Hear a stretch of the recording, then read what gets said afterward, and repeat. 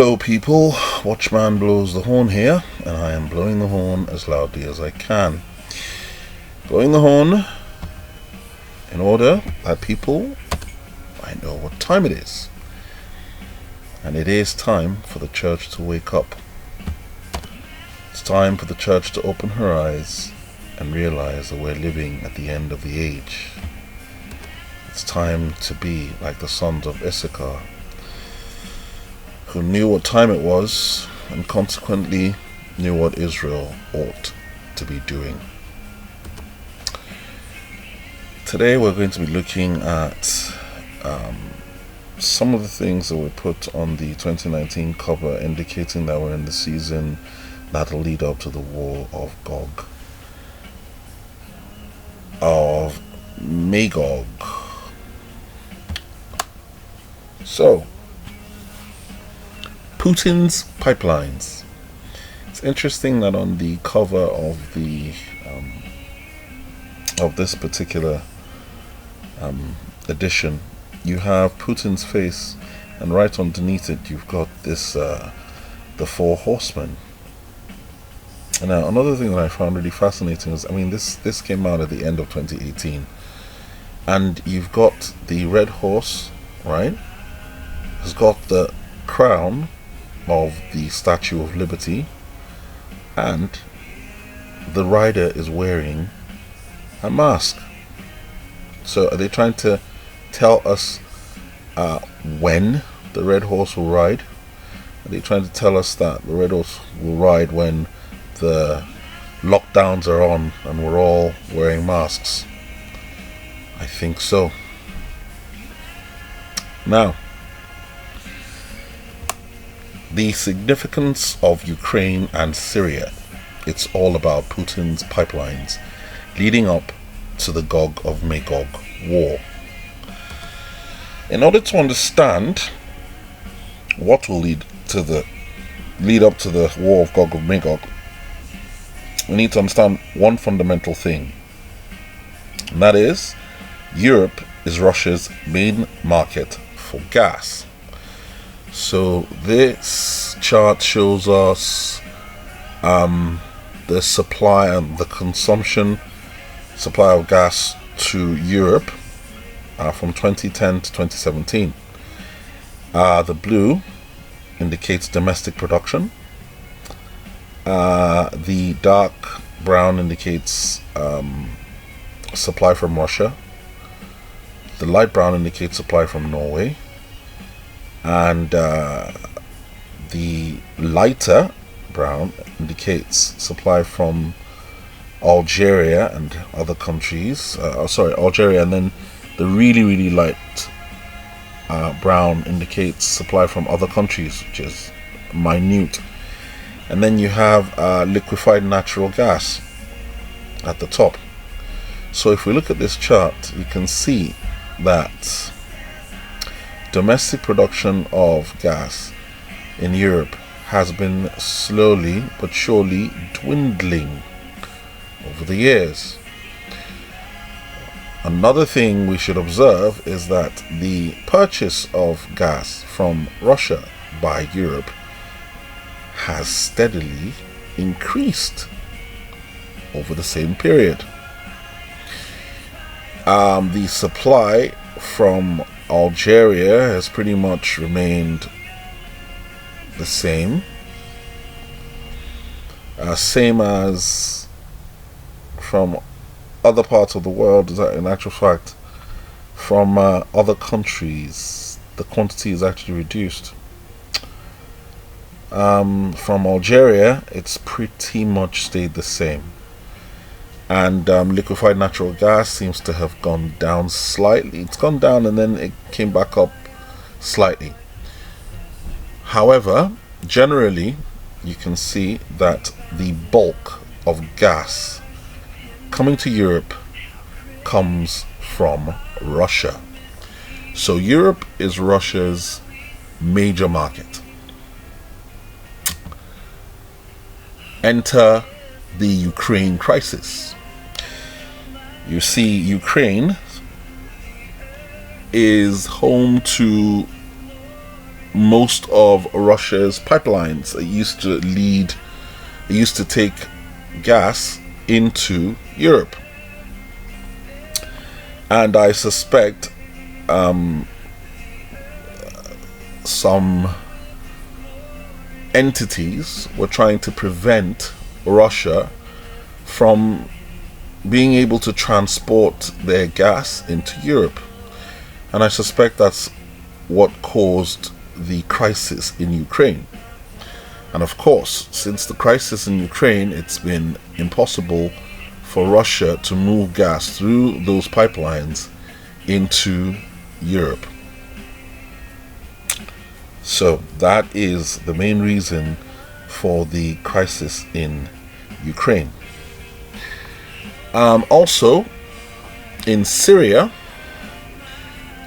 there was an agreement to actually create a pipeline from Qatar through Syria and through Turkey into Europe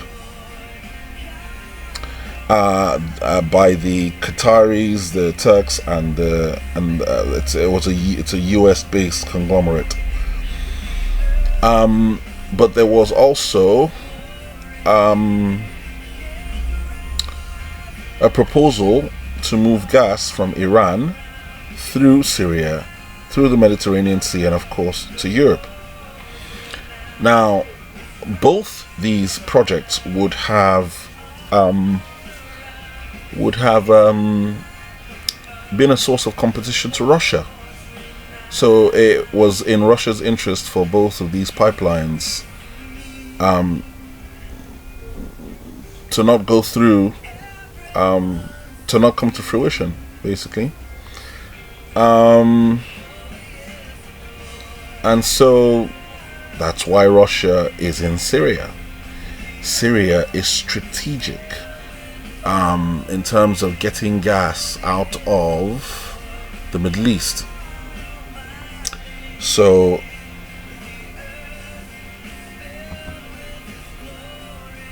hence the conflict in Syria, and hence the heavy Russian presence in Syria. Syria is strategic.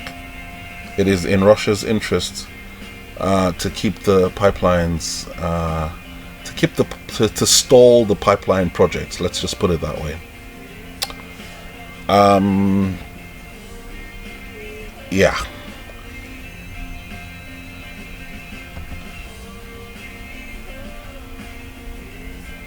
And of course, because of this situation in Ukraine, Russia had to find alternatives to getting gas into Europe. So one of the strategies is to create a pipeline directly from Russia down to Turkey, and that's the Blue Stream pipeline. And another one from Russia through Turkey and on into Europe, and that's the the Turk Stream pipeline. So of course Russia and Turkey have a nice cozy agreement. This favors Russia quite well. Alternatively, Russia also has the Nord Stream pipeline from Russia up north down to Germany. So Russia has created two alternatives in order to bypass Ukraine. Okay? So that they can safeguard their market, which is Europe. Now, something interesting has occurred in the Middle East. You see, Israel has discovered 3 huge gas reserves offshore. named 1. Dalit, 2. Tamar, and 3, you guessed it, Leviathan. Now, Israel's plan is to extract this gas, produce, and they now have an agreement with Cyprus and Greece to create a pipeline taking the gas through from Cyprus to Greece and on to Europe. So, who do you think that would be competing with? You guessed it right. Gog of Magog. Israel, Cyprus, Greece, and Italy agree on $7 billion East Med gas pipeline to Europe. So, of course, if this pipeline deal goes through, Gog won't be pleased. So, is this what might lead to the words of Ezekiel 38 coming to pass? So, what spoil or loot could the Bible be referring to? The word of the Lord came to me, Son of man, set your face against Gog of the land of Magog, the chief prince of Meshach and Tubal. Prophesy against him, and say, this is what the sovereign Lord says, I am against you, O Gog, chief priest of Meshach and Tubal. I will turn you around and put hooks in your jaws, and bring you out with your whole army, your horses, your horsemen, fully armed, and a great horde with large and small shields, all of them brandishing their swords. Persia, Cush, and Put will be with them, all with shields and helmet. Also Gomer with all its troops, and Beth Togarmah from the far north with all its troops, the many nations with you. Ezekiel 38 from verse 1 to 6. So, could this be what would lead up to the Gog of Magog conflict? Yeah, now it's also interesting that it says, I will put hooks in your jaws, referring to Gog. I'll put hooks in your jaws and bring you out. Right? Now, funny, this phrase is used in another part of the Bible, and that's in the book of Job, and chapter 41 verse 1 and 2, where it says, can you pull in the Leviathan with a fish hook? Can you put a cord through his nose or pierce his jaws with a hook? So it's funny how this is kind of linking Leviathan to Gog, with the hook, okay, and the Leviathan gas field that Israel discovered. Could the Bible be trying to tell us that the Leviathan gas field is the reason why Gog will become interested in the Middle East? Will this be the hook in the jaw of Gog? Leviathan? Why is the Bible linking Gog and Leviathan? I find that very interesting. Very, very interesting. Now, what I find even more interesting is the fact that Libya, Turkey, signed deals on security and maritime jurisdictions. So, basically, Turkey and Libya just signed the military cooperation and maritime restriction agreement. And basically, they're trying to restrict movement within the Mediterranean space. Of course, Israel is not happy about this, and some other countries aren't happy about this either. This headline from Al Jazeera: 4 Mediterranean countries call Turkey GNA deals void. So Egypt, France, Greece and Cyprus denounce maritime boundaries deal signed by Ankara and Libya's UN recognized government. So obviously Gog and his band want to stop Israel from supplying gas to Europe, their main market. Because of course Russia has a deal with Turkey, that'll get gas into Europe. So if Israel gets gas into Europe, I'm sure Europe will prefer to get gas from Israel, which would be main competition for Gog. So are we starting to see what will pull Gog back to the Middle East? So, as I said, linking this hook in the jaw of Leviathan, the hook in the jaw of Gog. So, can you pull in Leviathan with a fish hook? Can you put a cord through his nose or pierce his jaw with a hook? And then you have so could the Leviathan gas field offshore Israel be the hook in your jaw of Gog? It's in the jaw of Gog and Magog.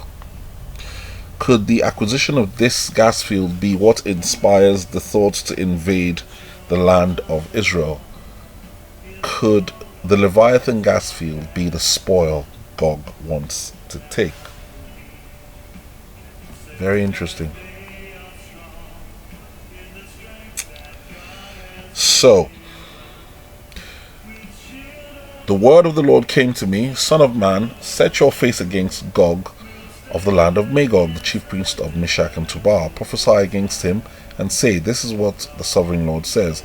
I am against you, O Gog, chief priest of Meshach and Tubal.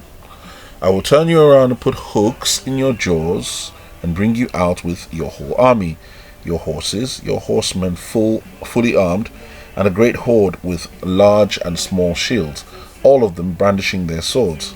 Persia, which is Iran, Cush, which is Sudan, Put, which is Libya, will be with them, all with shield and helmet. Also Gomer, Germany, with all its troops, and Bet Togarmah from the far north, which is parts of Turkey. The many nations with you. So Sheba and Dedan and the merchants of Tarshish with all its villages will say to you, have you come to capture spoil? Have you assembled your company to seize plunder, to carry away silver and gold, to take away cattle and goods, to capture great spoil?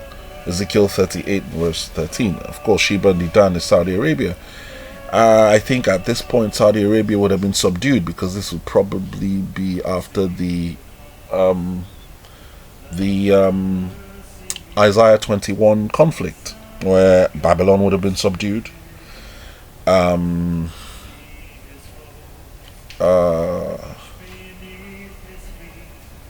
Babylon would have been subdued.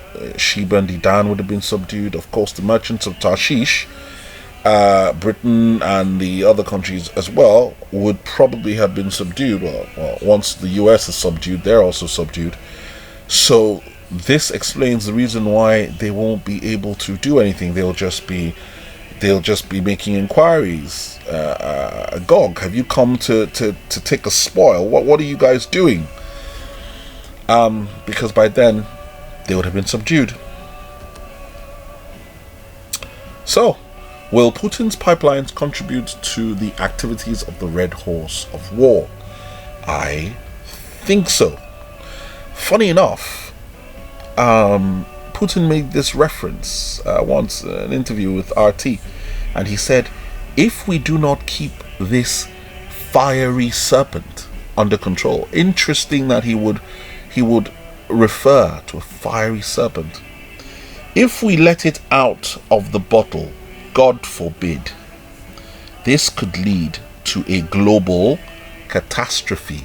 Fiery serpent, catastrophe. Leviathan, and catastrophe. Very, very interesting. Which leads me to the latest cover of The Economist magazine, entitled The Next Catastrophe. Interesting, isn't it? And now you've got all these things on the wall indicating, of course, the message that they're trying to get across.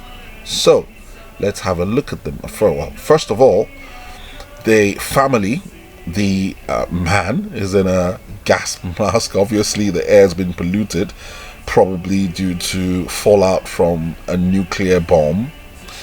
The wife is also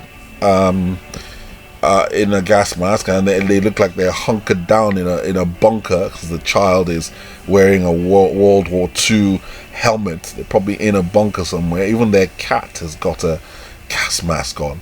So let's have a look at the things on the wall. So we've got a pig. Now, the last time they put an animal on the cover, so the last time they put an animal on the cover, a pangolin. The funny thing is, we later found out that the pangolin was one of the reasons, or one of the creatures through which the coronavirus got out. So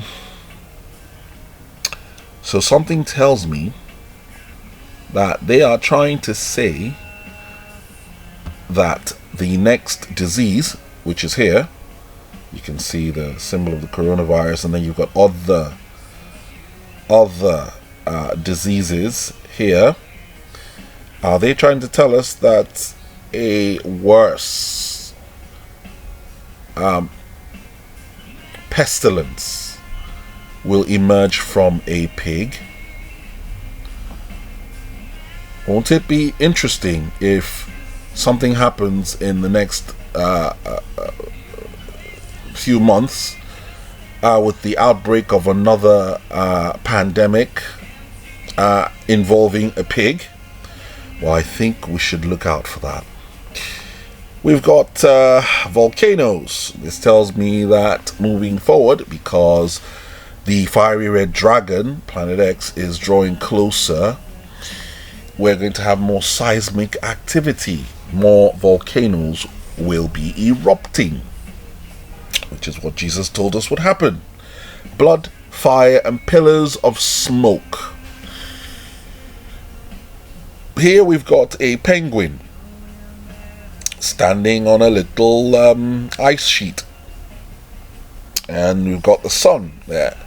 Of course, it's just one ice sheet, telling us that the heating of the earth will increase. The only problem is they're not going to tell you that it is the approach of the fiery red dragon that's causing this. The fiery red dragon of Revelation 6, the one some refer to as Planet X, or the Destroyer. That's what happens when it draws closer.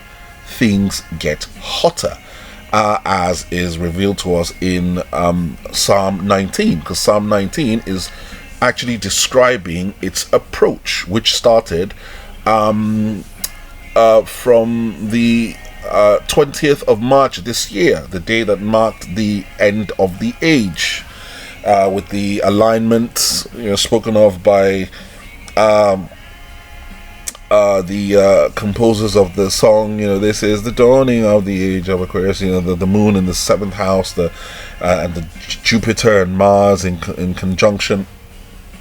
That's what happened on the 20th of March. That marked the beginning of the end of the Piscean age, and it's going to take a year for the fiery red dragon to get here. By the 20th of March 2021, the fiery red dragon will be close enough for everyone to see, and it would have done a lot of damage. There would be a lot of seismic activity, and of course I think that's what this is alluding to. The fiery red dragon is coming with a mass of a massive debris field behind it, because it's drawing rocks, especially when it goes to the Kuiper belt. And you can see this is basically a large rock about to strike the earth, and that's one of the things that the fiery red dragon will cause, because it crosses the path of earth and then path goes through its debris field. This is what will cause the rain of fiery hailstones that'll destroy Gog of Magog on the mountains of Israel, and also will destroy Neo Babylon, USA. Of course, I believe that the clock is probably alluding to the doomsday clock, and of course we are indicating that we're really, really close to atomic disaster or atomic catastrophe, referring back to Putin's reference to the fiery serpents and atomic and catastrophe. The birds, I don't really know. I suspect I will find out. So we've got the more diseases, more pestilence, basically, and we've got the mushroom cloud, atomic warfare. And then here we've got mass coronal ejection. That tells me, of course, when the fiery red dragon swings by, it's going to affect the sun, and something tells me that the sun itself is going to get hotter, and mass coronal ejections will increase. So I think this is what they are telegraphing. This is what God is forcing them to reveal. Yeah, that's where we are. So, could Leviathan somehow also stand for Gog of Magog? Because there's this equation being done between, Leviathan, the fiery serpent, the hooks in the jaw of Gog, the hooks in the jaw of Leviathan, and then it also says in Isaiah 27 verse 1, it says, "In that day the Lord will punish with his sword, his fierce, great and powerful sword," and when they say that, that's basically referring to the fiery red dragon. That's referring to the destroyer, Planet X, the sword that God uses to destroy Gog of Magog, that God uses from time to time to do his work, his alien work, his task, his alien task, his strange work. So, Isaiah 27:1. "In that day the Lord will punish with his sword, his fierce, great and powerful sword, Leviathan, the gliding serpent, Leviathan, the coiling serpent. He will slay the monster of the sea." Now we know that at the War of Gog of Magog, even though when the fiery red dragon crosses, that's also the same time the dragon will be cast out of heaven. So Satan and his angels will be cast to the earth at the same time as the fiery hailstones strike the earth. But Satan's not going to be killed on that day.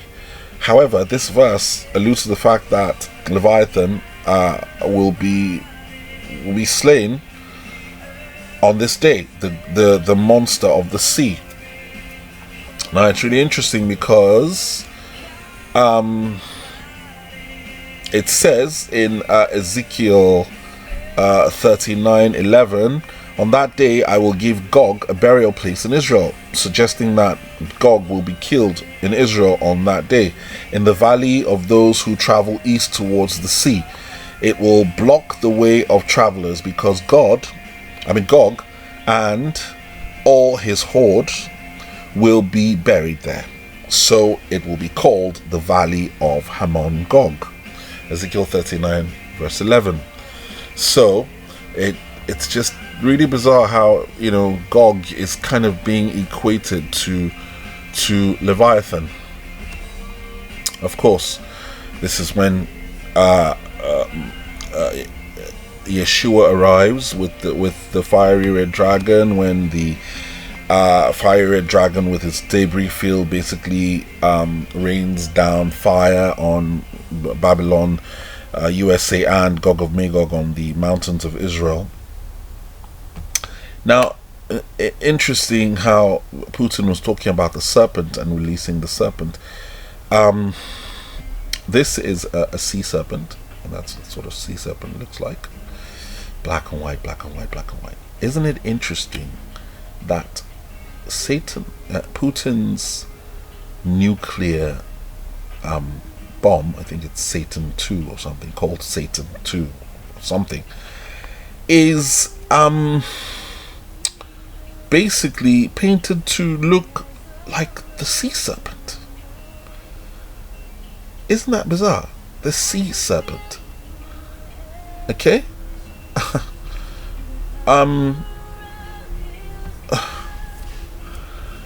You know, in that day the Lord will punish with his sword, his fierce, great and powerful sword, Leviathan, the gliding serpent. Leviathan, the gliding serpent. Sea serpent. Okay. Leviathan, the coiling serpent. He will slay the monster of the sea. And Putin's nuclear bomb just happens to look like a serpent, a sea serpent. Also funny how when you go to the tarot card, the judgment card, right? I'm referring to the cover of The Economist magazine 2017 now, the Trump, Planet Trump. Okay? The judgment card, right? It shows you a nuclear explosion. Okay? Now, the other card that shows you about the nuclear explosion on that cover is the death card, which shows you, which shows you a nuclear explosion, right? Okay. Now, it's bizarre because it's like a combination. You know, the Trump card is the combination of the Judgment card and the Emperor card. You know, the Emperor where he's holding the orb and the scepter. So, is this telling us that during Trump's reign, there will be a nuclear explosion? There'll be nuclear war. And Putin talking about, you know, we should be careful. What was that? If we do not keep this fiery serpent under control, if we let it out of the bottle, God forbid, this could lead to a global catastrophe. I mean,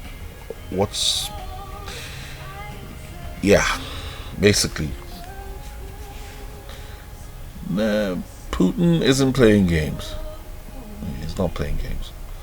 The whole of, and the funny thing is, the alliance of Gog of Magog it's happening right now. You've got Persia, you've got Beth Togarmah and Meshach and Tubal. You've got Cush. There's Gog with Cush. Gog with Persia, and Meshach and Tubal and Beth Togarmah, and you've got Meshach, Tubal, Beth Togarmah and Put, Libya. You've got Gog and Put, Libya. Yeah, they're all together now. They're all nice and cozy. You've got Magog or Gog of Magog. You've got Togarmah. You've got, which is far extreme to Turkey. You've got Tubal and Meshach. You've got Cush. You've got Libya. You've got Put. You've got Gomer.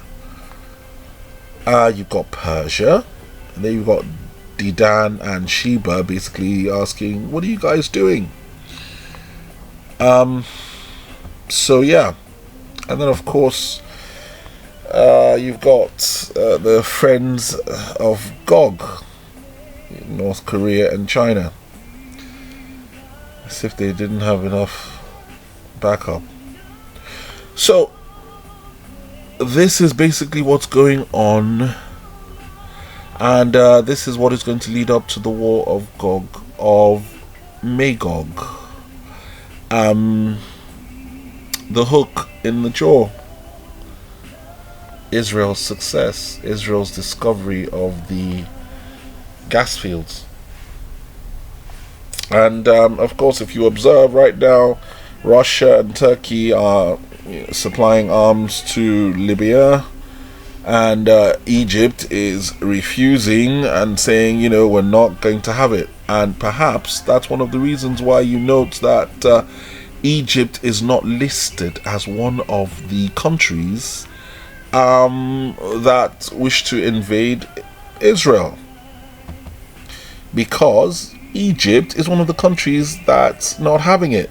Egypt, France, Greece, and Cyprus denounced maritime boundaries deal signed by Ankara and Libya. And of course, Libya and Ankara are amongst those who will come against Israel. So we can clearly see the reason why Gog and Magog, or the Gog of Magog war, can't be far off. It's all about markets. It's all about pipelines. It's all about power and money. It's all about playing chess, strategic moves. But Yeshua will hallow himself in Gog. Gog will be taken out on the mountains of Israel and buried in the valley of Hamon Gog. Yeah. So, just a heads up, the Mediterranean is about to get hotter. There will be wars. And I suspect when those wars begin, the price of oil will gradually increase. And I think those wars are very soon, because they are going to last until and basically build up to the war of Gog of Magog, which happens next March. Which is incidentally around the time when Russia invaded Crimea. You see, Russia marches out at that time in March for a reason. It's a strategic reason. Things are warmer, they can move their vessels and their submarines easier, because it's not as cold, the ice is not as severe to maneuver around. So yeah, so something tells me that the Gog of Magog alliance is going to be coming against Israel March next year. And that is when Yeshua shows himself. Incredible. Anyway, I just thought I'd give you guys this heads up. This is a watchman blowing the horn as loudly as I can. I wish you all peace.